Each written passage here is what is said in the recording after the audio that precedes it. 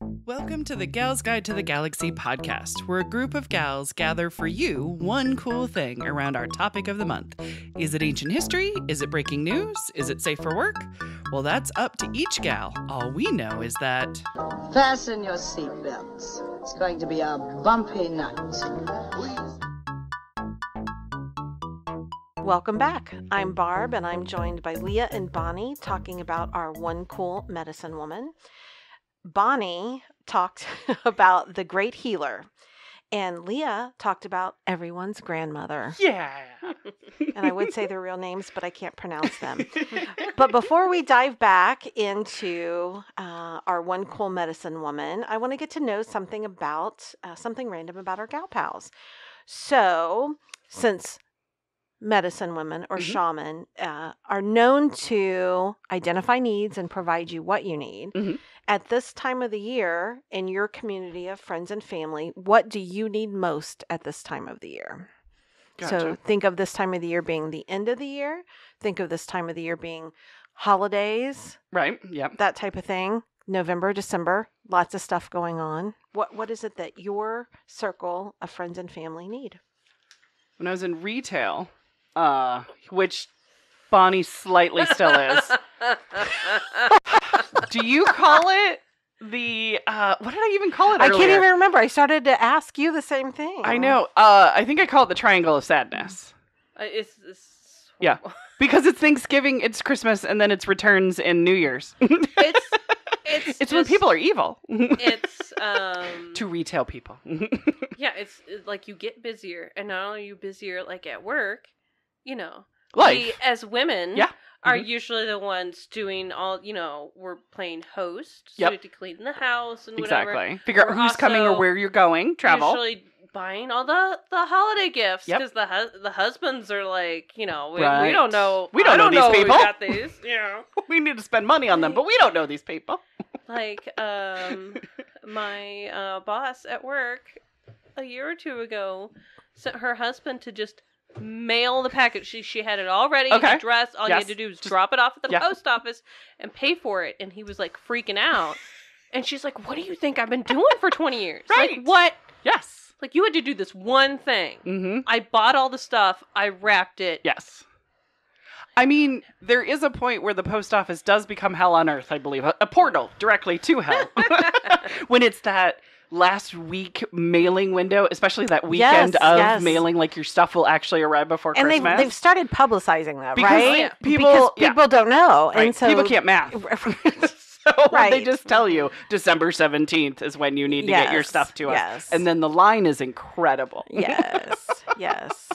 Yeah, so it's like it's always coming from like all fronts. So, Yes. yeah, no. It's- Holidays is It's no. hard. It's right. it's definitely a hard time of the year. So even though I will totally answer, so what do you need this time of year? I feel like you've already encompassed the energy, and so now what do you need to help you get through? Lots and lots of alcohol. No, Alcohol and puppies? no. I'm still riding the high from the wedding, Yeah. which is like It was everyone fantastic. so freaking amazing. Yes, well, you So I'm still put on an riding amazing that wedding. high before Yes. I crash There you into go. the holidays. Fair. We got you when you crashed, by the way. And we'll have alcohol. Yeah. No, it's been bad. Like, I remember a couple years ago just trying to get, working at work and then trying to get everything ready for the Christmas stuff. I think I was having like a breakdown because we had made like a list and people were asking me to go get stuff for mom and then hide at places. Oh, no. And then Yeah. people were multiplying those gifts because they weren't communicating with each other who bought what. Right. So then I also had to do returns, and I remember just crying and being like, Right. I hate Christmas. Exactly. Y'all suck. Like, ah. Yeah, there you go. So a spreadsheet, alcohol. Well, now we use Giftster. It's like a Giftster. Very little- nice. Yeah. Yeah. Nice. Yeah, There you go. good. So no one can see who's bought, or like the person can't see. Yes, but you can whatever know it if is. there's duplicates because it'll have it off the list of you can't have that One thing. year, mom got 4 like food choppers. Oh my gosh. No one needs 4 food choppers unless you run a restaurant, which the last time I checked, your mom doesn't run a restaurant. That is amazing. All right. Well, also work on those herbs, because I'm just saying some of them could maybe come in handy. Not saying which one. Keep your options open.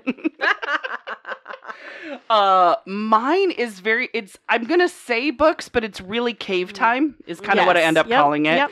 Like, it's a lot of outward things in a time of year that to me is internal. So I'm very Scandinavian. I believe Ancestry says 84% Scandinavian is my DNA.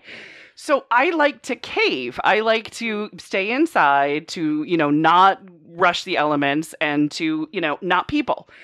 But Thanksgiving and Christmas and New Year's is very people. And it's also a lot of end of the year, like, organizations are having come to our holiday party. And it's like, this goes against how my natural rhythm is right now.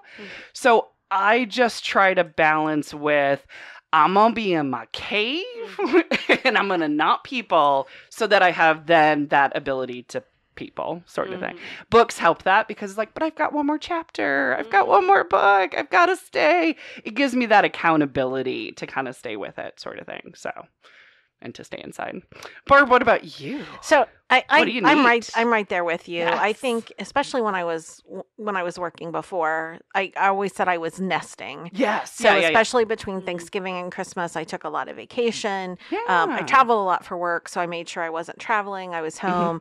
I was making all of our favorite foods. Yes. I was making all the rich desserts and all of that kind of stuff. And I still do that element of it, right? Even though it's still soothing. It is. It is very especially soothing. when it's just for like you and the people in the cave with you. Yes, and that's what it is. It's when I say Cave it's nesting, there's three of us, Yeah. and the dog. There you go. And so Yeah, that's dog what counts. we're exactly. So that's what we're doing. But I also do think about the connection with extended family, and then with our friend group. So I still do try to carve out time. Yeah, and to find that energy for it. Yes. And, the extended family a lot spread out in Ohio, and, as they grow and everybody gets, married and has kids, I want to make sure that we're just not all together in one group. Yeah. And you get like 2 minutes with every person. And it's too much, right? It is too much. Yeah. So I have the past couple of years, especially through COVID. And I think this is probably one of the things that came out of COVID for me, which was I didn't want to get into big groups anymore. So I went to individual families' houses. And I loved it because I got that one-on-one time with not only, my nieces and nephews and great nieces and great nephews, but then their kids as well. Get to see them in their natural habitat as well. Yes, exactly, which can be scary. As I said earlier to Leah, I think I said it to Leah. I only have one child, and she's very quiet. So when I get into a household that has 6 kids, it's loud. They could be very loud. Oh yeah. So that can be a very much a shock to my senses. So that connection is important. Yes. Coming back home and nesting and balancing it out. I love. So you can do both. Yeah. A glass of wine, tree, fireplace, chocolate chip cookie. Quiet. Yes, chocolate chip cookie, and quiet. Maybe the TV on, maybe a holiday special. So that's kind of what I need. But I think that's what recharges me. All of it does, right? So that nesting, that connection, and then that quiet alone time. I need all of those through the holidays to keep me. To keep me there. Because I do love the base idea of the holidays is giving and togetherness. Yes. Yep. I love that. Just comes at a time of year when I don't want any of that. Right. So it's like, okay, if we're going to do this. Yes. It's like a marathon. I think as we all get older and mature and realize what we need, our priorities. Yes. We have to balance all that out. So this is very true. Very good discussion. I like especially that. Coming off of Thanksgiving. I know, and right? Going into the December month. It's okay to go into your cave. It's right. It's totally fine. You do it when make you yourself need to do a it. priority and watch out for those pitfalls of retail hell. Be nice to retail Be nice people. to Bonnie. Oh my gosh. goodness. Always be nice to Bonnie. Always Period. be nice End to of a Bonnie. sentence. However, retail people, just be nice to them. They're Yes. really fighting a battle that you don't. I hate, coming right off of Thanksgiving and then seeing all those images from, Black Friday shopping and the fighting and all of the that. worst of the worst of us. Exactly. We went from Thanks. I love you. Togetherness. Would you like some more cranberries? Right. I'm going to too? stab you over that coffee mug. Get away from my coffee. It's like, okay, people. Right. What has happened to us? I know, right? This is true. All right. So Yes, who do you have for us? I have Gladys. No, I'm just Oh my God. I almost had the panic attack again. I'm like, seriously, she does have the exact same person I just talked about. I have Susan Flesche Picotte. Ooh, yes. Susan Flesche was born in June of 1865 on the Omaha Reservation in eastern Nebraska. Oh, cool. She was born to Mary Gale and her husband, Joseph Flesche. He was also known as Iron Eye. Iron Eye. Iron Eye. Ooh. I like it, doesn't it? It sounds like Iron Man. Right. So I'm kind of like, yes, it sounds he's a powerful. warrior. I like it. Iron He's got an Eye. eye patch. Yes, Right. exactly right. That too. Very And cool. He's got that one eye. It's like that bright blue. Yes. That looks into your soul. Yes. There you go. You tell him all of your secrets. You're I'm like, I'm thinking sorry. he thought he probably could do that. Yeah, I like it. Iron Eye was of Ponca and French-Canadian descent. Oh, sweet. He was an adopted gent, but he was adopted as an adult Oh. Okay. Yeah. by the Omaha chief Big Elk, and he was chosen to train as Big Elk's successor. Oh, okay. All right. Gotcha. So The assistant in charge, or the VP, if you will. Yes. Okay. Yes, All right. yes. I gotcha. So Mary Gale was the daughter of Dr. John Gale, a white United States Army surgeon, and Nakomi, a woman of Omaha, Otto, and Iowa heritage. Ah. So like her husband, she identified as Omaha. Okay. Iron Eye and Mary were married around 1845 or 1846. Okay. And Iron Eye became chief of the Omaha tribe, succeeding Big Elk as planned around 1855. And that was about 10 years before their daughter Susan Flesche was born. Yeah. Iron Eye, by the way, was actually the last recognized historic chief of the Omaha. So they have tribe leadership now. Right. But this was the last kind of the more traditional Indian chief of the time. Gotcha. And Susan again was one of the daughters. She was actually the youngest of 4 daughters. She also had an older half brother. So you may think it's kind of interesting that in this era, kind of in the mid 1800s, that we have half siblings. Right. But he was chief. Right. So he could take on multiple wives. Okay. Yeah. And yeah. he did. There you go. So that's why we had a kind of a blended family back in the mid 1800s. Nice. Iron Eye and Mary believed that the future of the American Indians lie in formal schooling Yes. for both boys and girls. So they were also very supportive Woot woot. of education for the girls. They also thought it was important to integrate non-Indian customs with their own. Gotcha. So I think some of that may be thrust upon them. Yeah, that's what I wondered. How much of that is they chose that evolution? How much of that is, look, it might be better if. Yeah, I think a lot of their decision making was survival. how can we make this easy and a good life for our children, Right, And so yeah. they're trying to integrate certain aspects of European Victorian culture into their own. Gotcha. So as Susan grew, she learned about her heritage, certainly. Awesome. But there were certain things that they limited. So she didn't have a traditional Indian name. So Susan's Gotcha. name I can actually pronounce. Ah. Whereas your medicine women, I their know, names were a little bit more Tonka complicated. So they kept her name, kind of a European name. Gotcha. Also, the Omaha would have facial tattoos at certain points in yeah. their lives, and they didn't have their children get those facial tattoos. Again, it was a way to integrate into kind of this white culture, if you will. Gotcha. Right. She did speak Omaha, Okay, and sweet. she spoke Omaha at home. But her father and her siblings really encouraged her to speak English so that she could become fluent in both languages, and that would just ease her transition into the white world. Gotcha. Most of the time, she refused to speak English, Yes! and she just chose to speak Omaha at home, which is understandable. Yeah, but at least she knew the language, Yes, right? yep. She had that choice in situations of her native language and Yes. her secondary Yes. language. And knowing the English language definitely benefits her later in life. Absolutely. So, Yeah. So she was just maybe a little strong. We do like stubborn, a strong, stubborn lady. In that regard.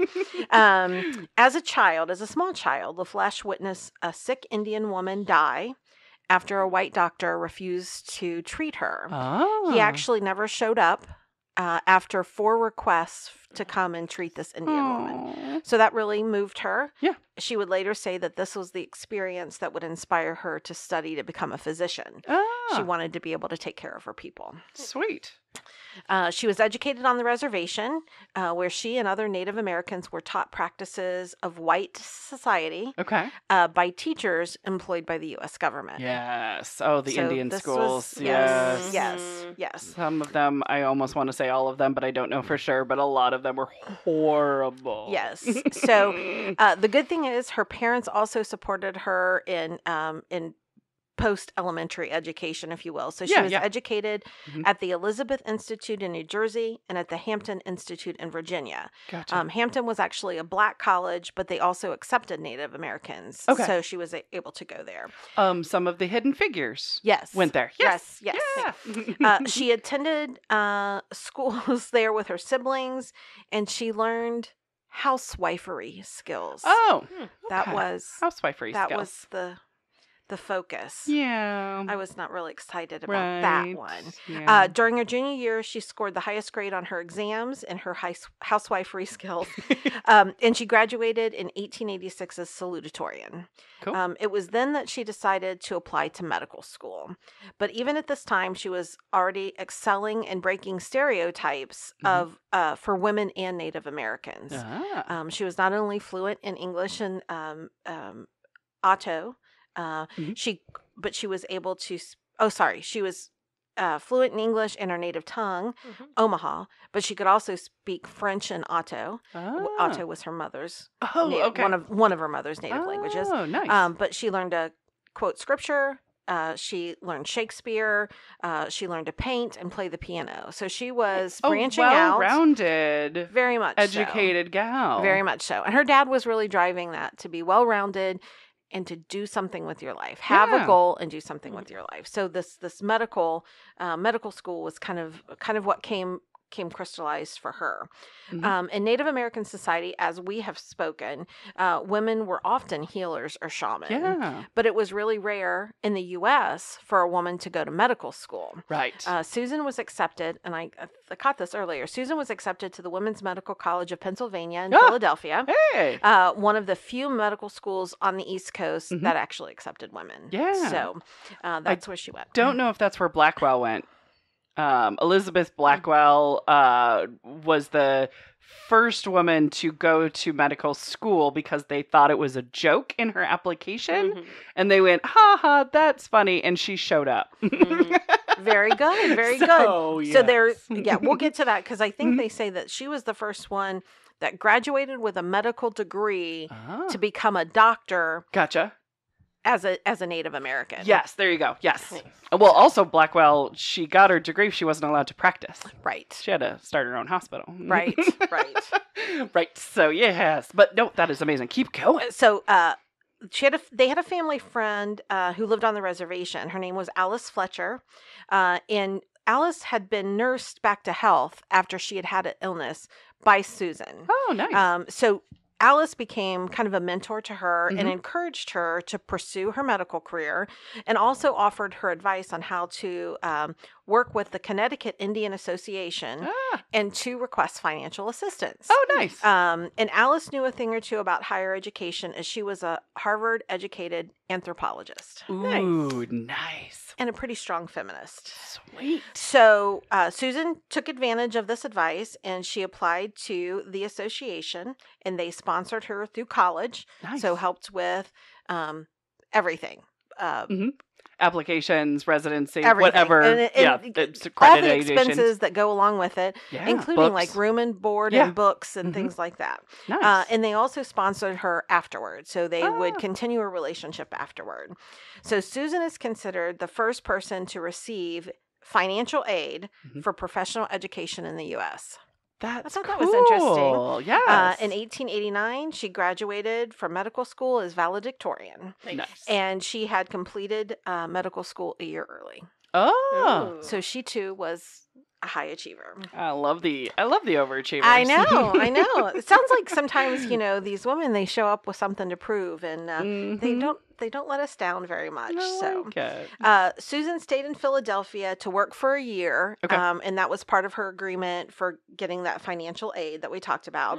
Afterwards, she accepted a government position at the Omaha Indian School as a physician. Ah. So Dr. Susan LaFlesche is recognized as the first Indigenous person to earn a medical degree to become a physician in the U.S. Cool. Yep. Look Yep. at that. And at that time, she still couldn't vote, Yeah. and she was still not considered an American citizen under U.S. law. Right.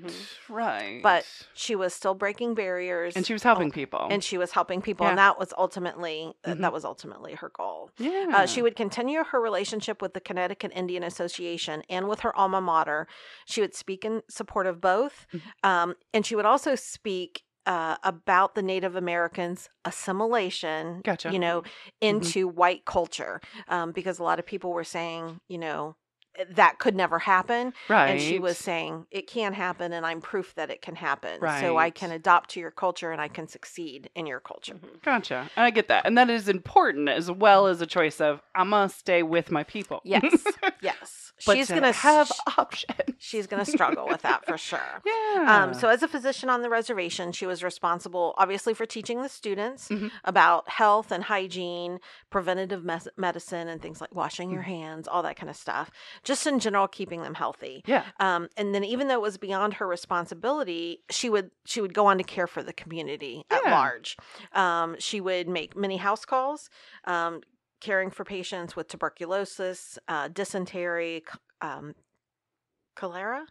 Cholera. I'm not saying that right. Cholera. Yeah, that one's bad. Most of them were very bad at that time, just given just given their environment. Yeah. So sometimes she was working 20 hours a day. The reservation was quite large, so before she had a horse and before she had a car, she was doing this a lot on foot. And there were some 1,300 people on the reservation that she was caring for. Wow. And she would, because she was educated, she would come to act as their lawyer, their accountant, their priest, whatever they need, right? Whatever they need. Yes. So that's exactly what you said. She tried to help whatever they needed. Yeah. And she was on a government salary of $500 per year. And we're talking late 1800s? Yes. I mean, that still I don't know the math, but it still feels like an insult. It still feels bad. Yeah. She also received $250 from the Women's National Indian Association. Okay. So they recognized her for her work in the medical field and kind of Gotcha. almost as a medical missionary. Right. So they gave Which her she some... might have turned around and just used as supplies, right? Correct. That's exactly right. Yeah. That's exactly right. Oh my goodness. So she would continue working there, but she resigned as a government physician in 1893 after an illness of her own and also to help take care of her dying mother. Okay. Yeah. In 1894, she met and became engaged to Henry Picotte. He was a Sioux Indian. They were married in June of 1894 and together had 2 boys. She continued to work as a physician in private practice with support of Henry, and she treated both white patients and Omaha. Gotcha. And she lived in the town of Bancroft, her and the family. She would go on to serve on the Board of Health and was a founding member of the local medical society. Cool. So she also became a social reformer. Okay. She spoke out a lot about alcoholism. Yes. Especially at that time, temperance. Yes. Yes. So Henry was an alcoholic. So this, I think, drove part of her concern. But she also saw how the white man took advantage of the Indians. So they would come onto the reservation, they would ply the Indians with alcohol, and then they would make business deals with them. And of course, the business deals would be to the advantage of the white man and not the drunk Indian. So Susan would work to outlaw the sale of alcohol on the reservation to help eliminate that issue. Gotcha. She also was a social reformer when it came to tuberculosis. It actually killed her husband in 1905, as well as killing hundreds of others in the Omaha community. Yeah. Henry suffered, but his condition was probably amplified by his alcoholism. Gotcha. But she definitely became a reformer with regard to the health conditions that lead to TB. Gotcha. As the chair of the state health committee, she spearheaded an effort to establish a hospital on the reservation. Nice. The hospital, which would later be renamed in her honor, was completed in 1913, and it was the first privately funded hospital on a reservation. So there were no U.S. government funding that went toward this hospital. Gotcha. So therefore, they built it with their own money, and they were in control of it. They needed it. Yes. So, yeah, absolutely. And that was very, very important to her. That's great. After her husband died, she found that it took her 2 years to get the money from the sale of the property that she inherited from Henry. And this was due to the fact that the land was in reality owned by a U.S. government trust. And so there was just lots and lots of red tape to go through, and it took 2 years to get the money. And then it even took longer to get money for the boys. So she was really annoyed with this land allocation and the process that was wrapped up in there. So she became a spokesperson with regard to that as well. Nice. She also found that the white man would also make it complicated in that they would work with Indians on the reservation and commit fraud against the Indians on the reservation. So even though Susan spoke out in support of Omaha's identity and their own ability to have this bicultural nature, right?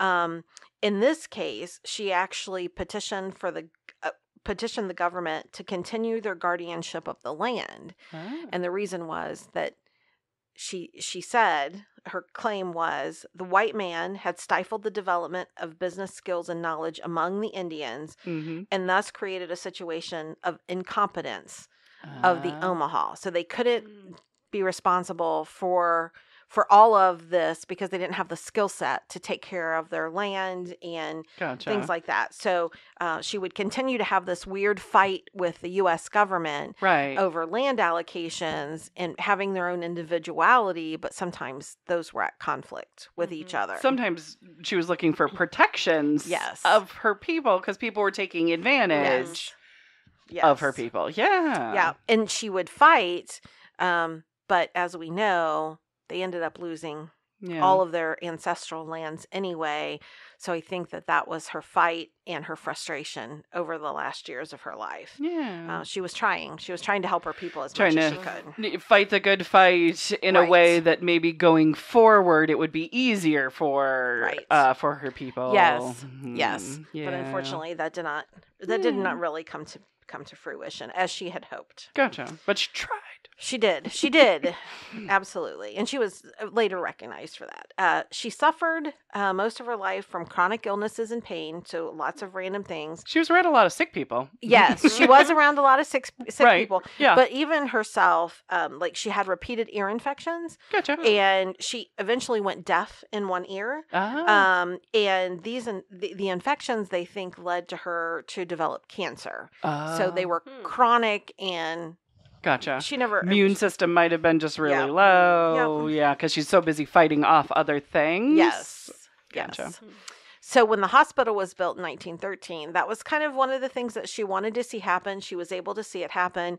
She wanted to run the hospital, but unfortunately, she was too weak to even do it as a solo administrator. So she did participate in the hospital for at least a couple of years, but by that time she was suffering greatly from the cancer, and she was only 50 years old at the time. So I was going to say, did she find a successor? Because I'm starting to feel a bookending of her father, you know what I mean, the successor sort of thing to take over. Yes. So I mean, a lot of what she struggled with against the government, I mean, those struggles would continue. And again, they lost most of their ancestral lands. Gotcha. But her siblings and her half brother, they would become people for her, and they Ah. would succeed her. Gotcha. And they were well known in their community by continuing that, by being Yeah. spokespeople.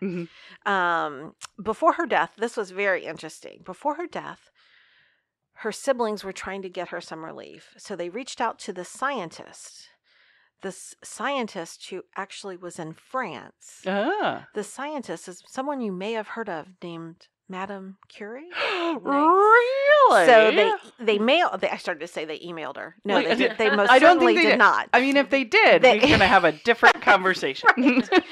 So they mailed her, Ooh. and Madame Curie actually sent a pellet of radium Oh. to Susan. Through the In mail. the mail. It arrived from Paris Whew. in a lead-lined box. Oh, okay. I was going to say, because if you didn't have cancer then. Right. Okay. Lead lines. So Uranium. Yes. So Madame Curie thought that this Yeah. would cure cancer, Right. and at least alleviate some of the pain. Right. So the local doctor, I'm sure with some, protection, took and put the pellet in Susan's ear in hopes to cure the cancer, at least alleviate the pain. I see. I get it. I get it. It did not work. Really? It did not work. Oh. So unfortunately, she succumbed to her cancer September 18th, 1915. Oh. She's buried in a cemetery in Bancroft, Nebraska, Okay. and she's buried near her husband, her father, mother, sisters, and half-brother. Oh. Or they're buried. They're together. They're all together. They were all Yeah. together eventually. Oh. The Reservation Hospital, the one that I mentioned was renamed in her honor, would go on to serve as a community center and an elderly care center as well. Oh. And it was declared as a National Historic Landmark in 1993. Oh, good. So it's still there then. Yes, it Yes. is. And but even though she was very well known in her community, in the Omaha community, she was virtually unknown beyond that. Oh, yeah. However, in 2017, she became the subject of a biography, A Warrior of the People, and that was written by Joe Starita. Gotcha. I have ordered that book, and we'll have that for the library. Sweet. Thank you. You're welcome. And she also became the subject of a PS documentary entitled Medicine Woman. Which is very hard to find. It is. It was one that I was trying to find for Film Club, and it Yes. was just. I believe you can get it on Amazon, Yeah. and it does have a fee attached to it, Yeah. which fully all about. Yeah. But it doesn't have a whole bunch of different options. Right. But it looks great. Yes. Well, I'm gonna. I'll try to peruse that and see Yeah. what's going on there. But it does sound like that kind of gave her the recognition that she That needed. So that was in the yes. 2017 timeframe. Mhm. So 4 years later, on Nebraska's first officially recognized Indigenous Peoples Day, October 11th, 2021, a bronze sculpture of Dr. Susan Flesche Picotte was unveiled at Lincoln's Centennial Mall. Oh. At the unveiling, the chairman of the Omaha tribe said that when Dr. Picotte noticed that the tribal people weren't getting the care they needed, she took it upon herself and got herself educated. Descendants of Picotte were actually at the unveiling Nice. and said that she used her education to further her lifelong commitment of helping her community. So, and it's good for them that, that she yeah. continued to do that until she died. Right. And it's good for all of us, I think, that she's finally received some of this recognition. Right. So, Yes, exactly. So that but- we can know her story, and keep her immortal in that way Yes, of yes. her story and her help and her efforts. Yes. Yeah. So, again, she was held back in many ways, Right. mostly by the U.S. government. U.S. government. But she found ways to succeed at what she wanted to do Yes. and became a spokesperson for people and a healer and a medicine woman. Yes. So kind of a cool story. I love that. So she didn't live nearly as long. I mean, she only lived half as long. You know what? But she did amazing things with She her did. short time She on did. this earth. She did amazing things. So Yep. it's about quality, not quantity. Sometimes it can be nice to have both. Yes, it's But true. I think we don't all get that lucky. It's true. It's very true. All right. Exactly. Oh, that's fantastic. Now, do you want to wrap us up for the year, for the I think- season? No pressure. Or that's a lot of pressure or right there. Do you want me to do it? No, I I can believe do that. it. I I believe can you do can it. do it. Let's Yes. try it. There you go. Do it. Well, that wraps it up for us this month. And for 2023, Amazing. I can't even believe we're saying that. Mm-hmm. We take the month of December off to take care of ourselves and others, like we talked about earlier. We also are getting ready for our 7th season. 7.